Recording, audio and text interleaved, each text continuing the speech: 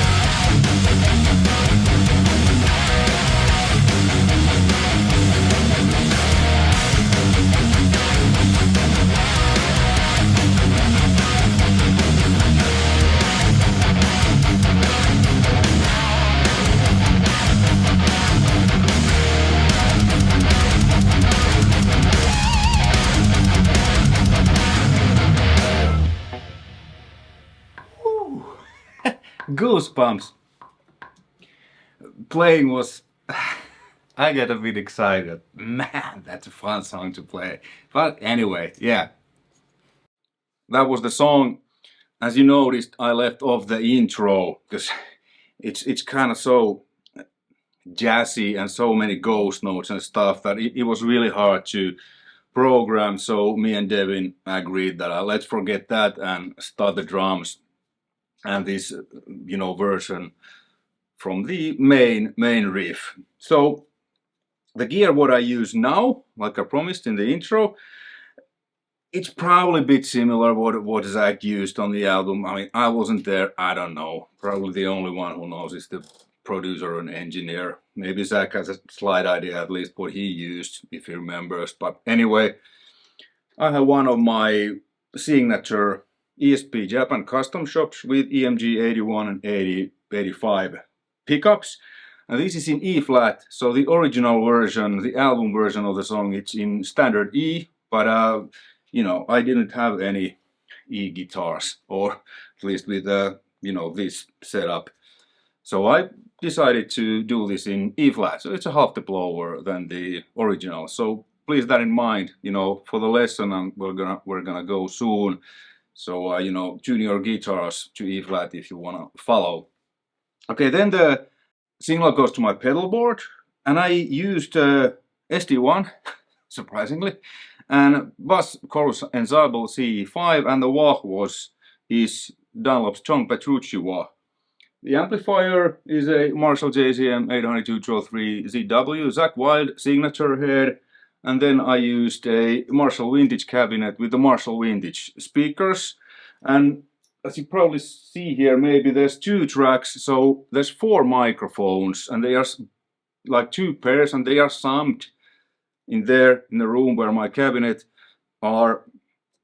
Summed with radials 2-to-1 summing box, so I see 1 signal from 2 mics, and the first pair is Fredman style, 2 SM57s in a certain angle.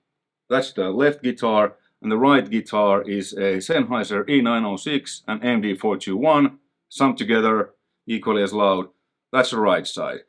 And then I just spread them, but it's not that wide because, it's the same take. Anyway, we're gonna go soon how I spread them even more, what I used in the mix.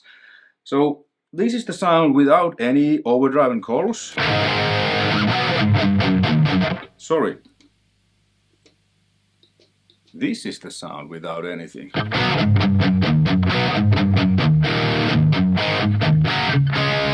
Your basic JCM 800 punchy rock and roll sound. Then when we add SD and chorus.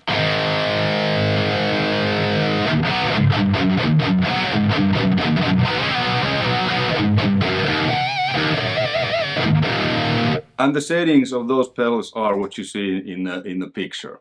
So I will take the pics after I film myself. So there's the settings. Yeah, so that's the signal channel, how I record it. I always record dry without any delays, reverbs, because then I can add them in the mix, try out different, delays, reverbs, whatever I decide to use. So always dry, that's kind of the standard, unless, let's say, a delay, your riff is based on a certain delay, like, you choose the edge. He kind of plays into those delays, that's the whole thing. But if you use them just to widen the sound and adding depth and dimension, then always afterwards. So bone dry, that's the gear. Lesson. So the intro, there's kind of this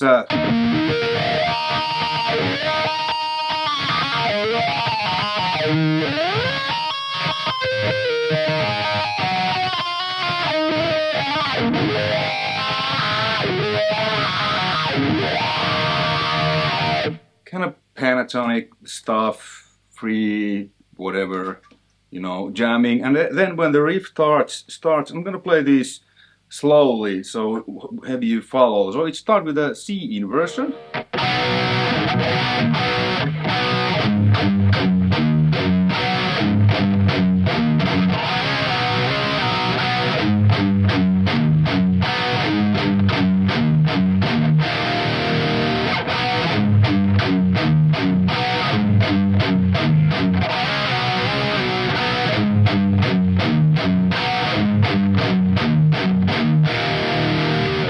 Like that. So C and then chromatically A flat, G, E, and so on. You can now, when I showed you, you probably can figure it out. Then the verse where he sings on top.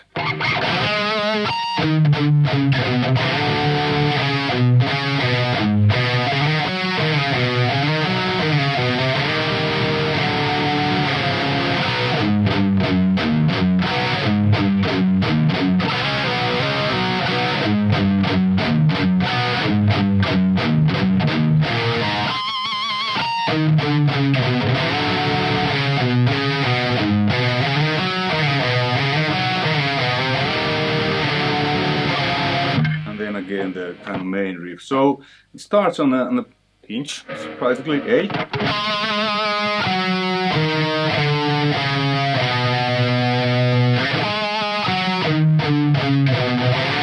And then this is a dyad, major dyad. It's C, D sharp, major dyad.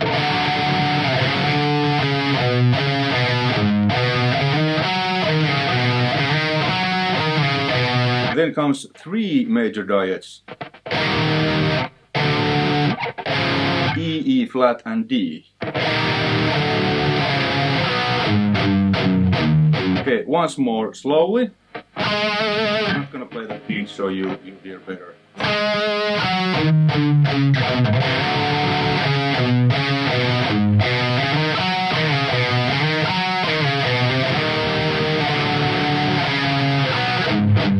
Cool. Then the pre-chorus, that's a Jimi Hendrix chord, E7 sharp 9. With a wah, I'm gonna play it without. I played just, you know, random stuff there in between. Like I've seen Zakk does that live too, you know, whatever. But the album version is kind of.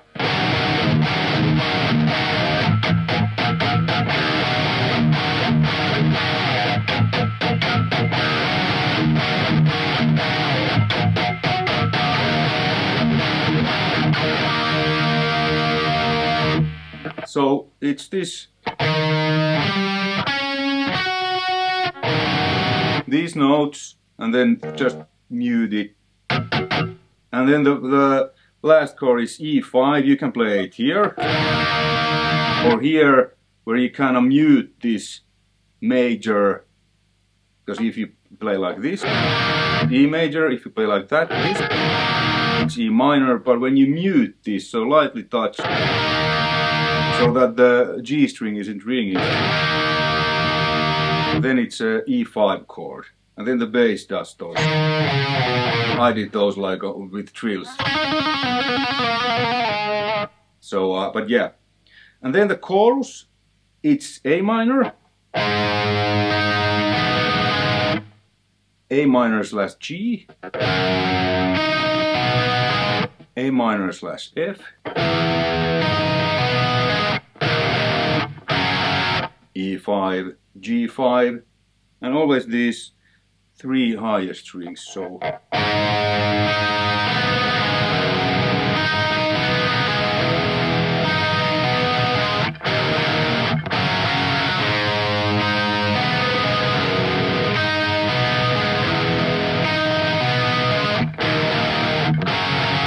that's easy to, you know, check the F with the thumb. And then it's again what I showed you, the main riff, the verse, pre-chorus. Then the pre-solo, it's just 2 chords, F5 and G5.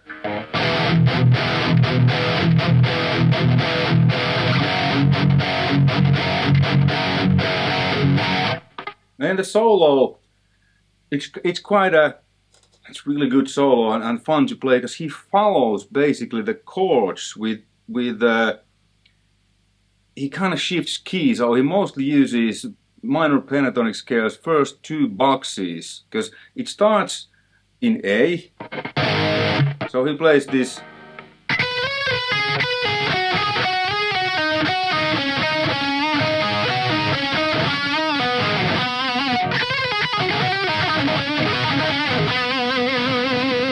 I've seen him play a little bit differently, sometimes bending, but basically the first two boxes.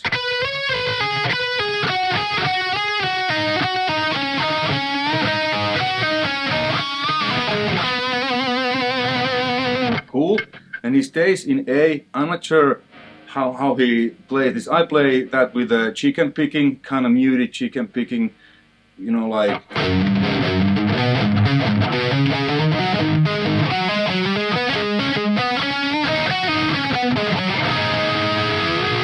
Here he changes key to B, where the chord goes, the bass goes. It's kind of like all over the place, but there are chords, you know. So sometimes I've seen him pick like.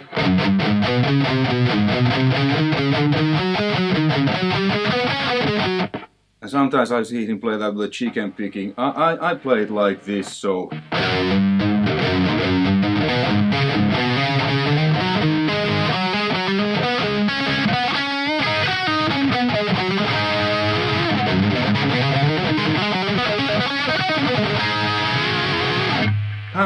Like chromatic passing tones, like this is the fifth box of A minor pentatonic. This is the first box. This is the second box. Here you could think it as the second box of A minor or first box of B minor, because he changes, the bass changes to B note there. So.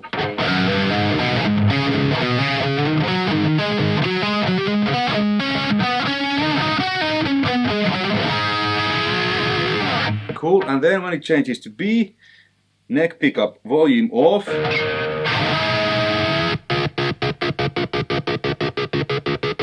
do the Morse code, and you know he has wah wah on all the time. Sometimes he rocks it, sometimes it's just like a filter, like I used. So the Morse code.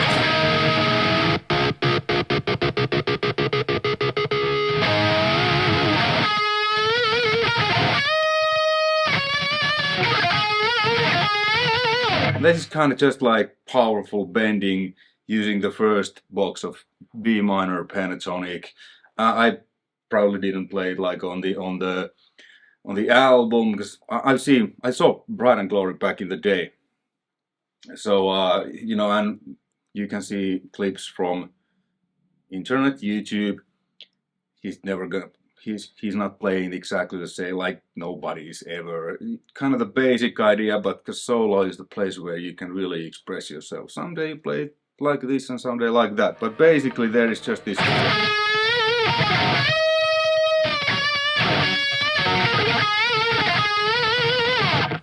Like a heavy bending, and then the bass moves to, or the chordal kind of structure, to C sharp, and he again moves to use the first box of C sharp minor pentatonic. There's some kind of little bit like this bending, and then he starts this.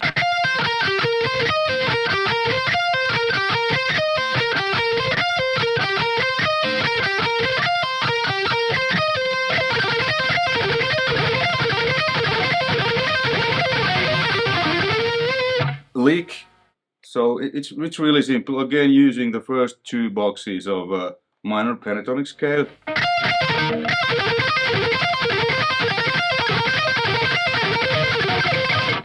And then he uses the second box of C sharp minor.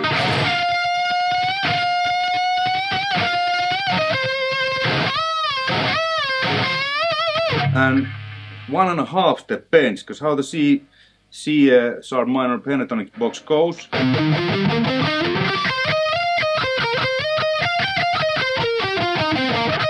So this is he's here, this one is the next note of the pentatonic, so he kind of needs to,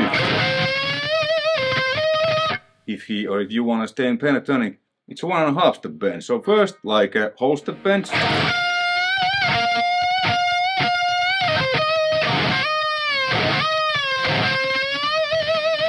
And then are these kind of double stop bends.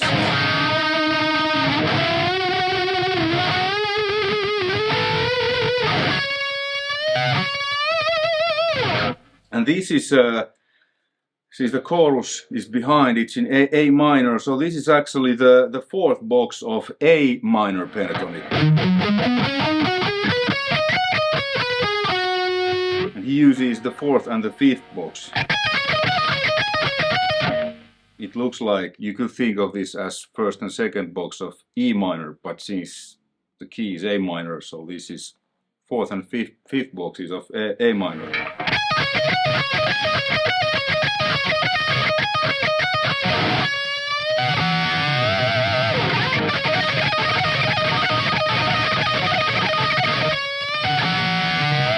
And then this kind of double stop bend. And then a big bend from G. Cool. Damn, it's hot in here. And then the last verse, it's the same as the two previous ones, but it's, you know, higher. So it's here.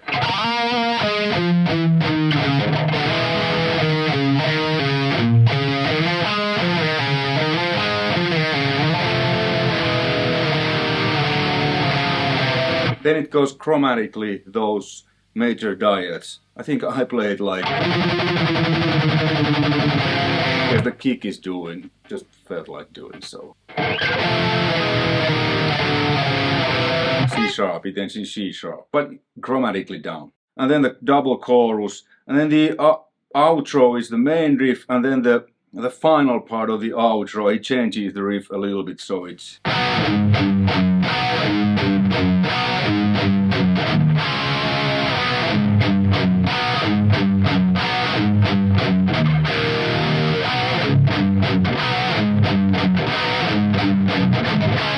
I think I played, this is D inversion, the last time I played a hinge from D, and that's it, so fast.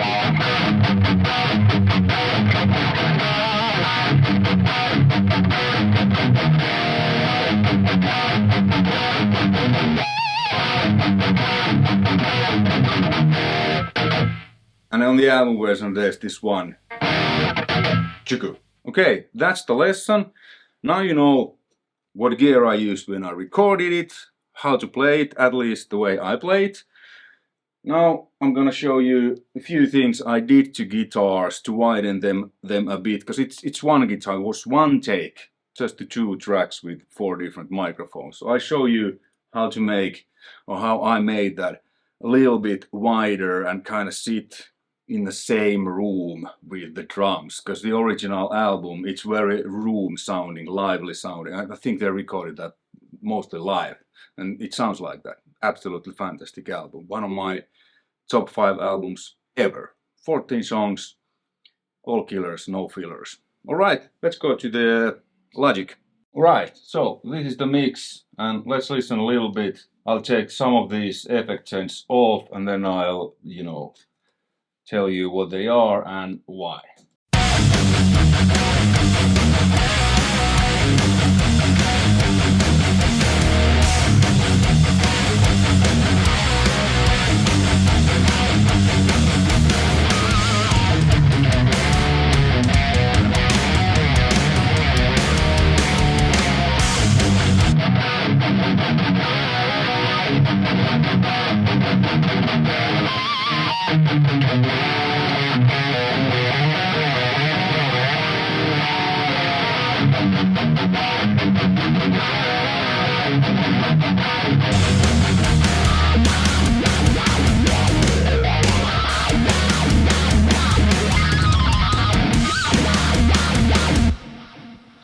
So as you heard, they did a little, not that much, but just enough, at least to me, to make the guitar a little bit more wider and fill the space and more interesting.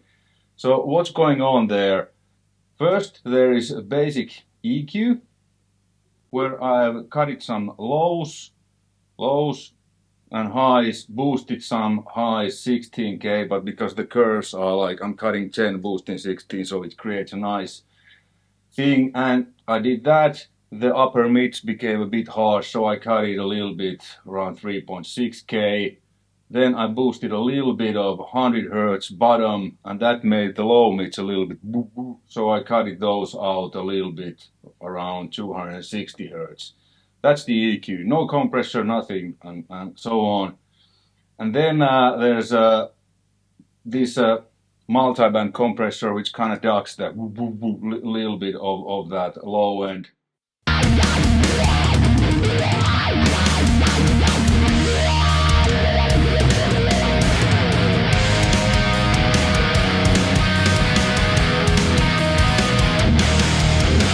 That a little bit out. And there's a little bit of soothe.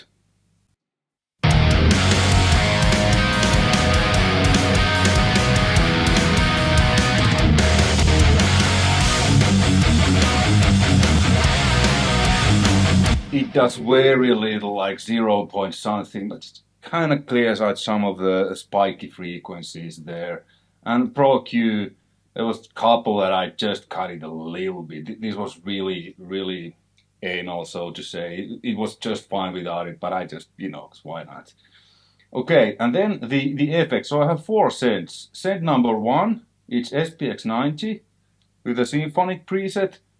And it's very, as you see, very quiet in there, but let's take these others, I'll show you what it does.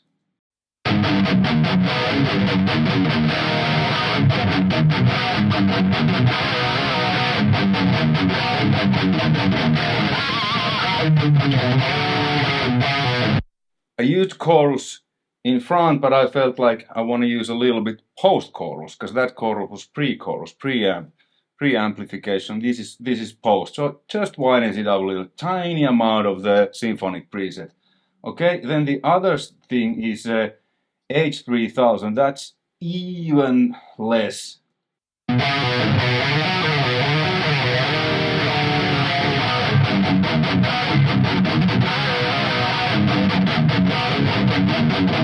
Again, to me, it kind of smoothens out a little bit of that SPX90. It's kind of, I like what it does. And that's a plugin, that's not a hardware.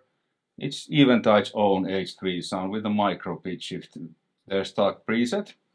Then the third thing is PCM70. It's here, Lexicon PCM70 are the circular delays.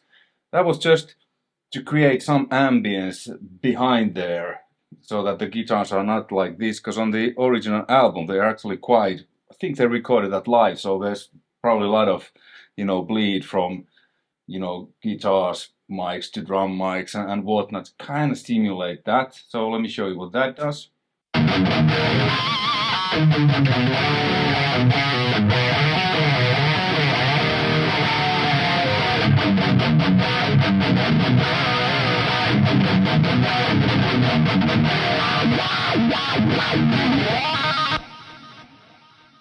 Again, it's very quiet there in the background, kind of circulating, but it creates a nice vibe. And then the last thing is tiny amount of Tegler Audio's Raw Machine reverb, my preset called EV Guitar Room. Let me show you what that does.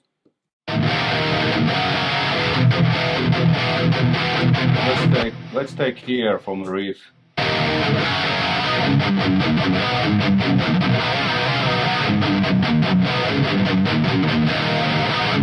Pay attention to the extreme sides, what happens.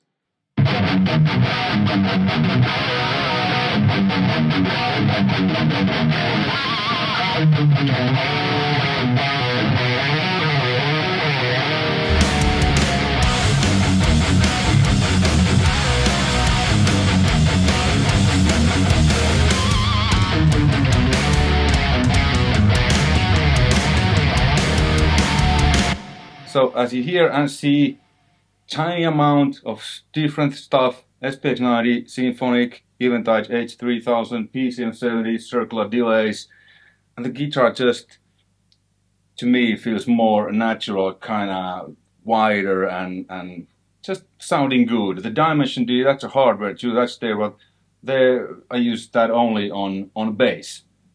And the drums have a Lexica's MPX1 tiled room preset for kick and snare, but that was the guitars. Little bit of EQ, little bit of reducing some spiky peaks. What you get with real cabs and microphones, and then few kind of tricks which are pretty basic, you know, to widen the guitar and make it a little bit more kind of, like I said, sound better, at least in my opinion. And obviously, I wasn't there when they did the Pride and Glory album. Definitely didn't mix that, so I don't know what they used. It sounds like it's actually it's a bit narrower, so probably there isn't SPX90 going on. But I just felt that my mix needs one, or needs all of this. Hey, hopefully you found this interesting and informative and maybe learned something. Until next time, thanks for watching. Take care. Bye.